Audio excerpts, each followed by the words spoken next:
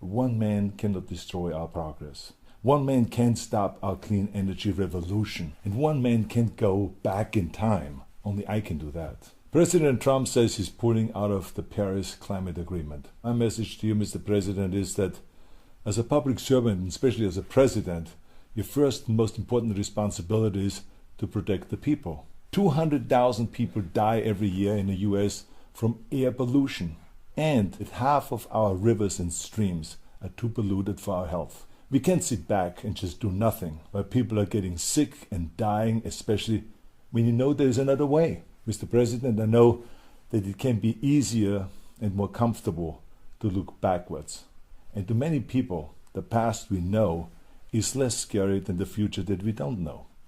But some of us know what a clean energy future looks like. And it isn't scary. We have seen it in cities and states and all over the world. In fact, we know that the dirty energy future with asthma, emphysema, and cancer is much, much more terrifying.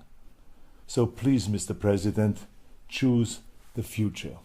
No one remembers the people who told President Kennedy not to go to the moon. We remember the great leaders.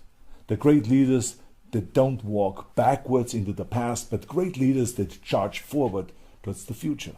You see, the people will rise up. Local and state governments will rise up. Other leaders from local government will rise up and fill the void that you are creating.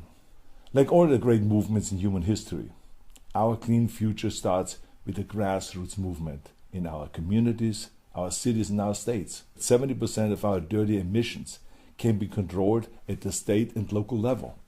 We can't leave it to Washington, D.C. to lead. No, we need to do it ourselves. As a matter of fact, when I was governor of California and Washington failed to lead, we passed the strictest environmental rules in our country.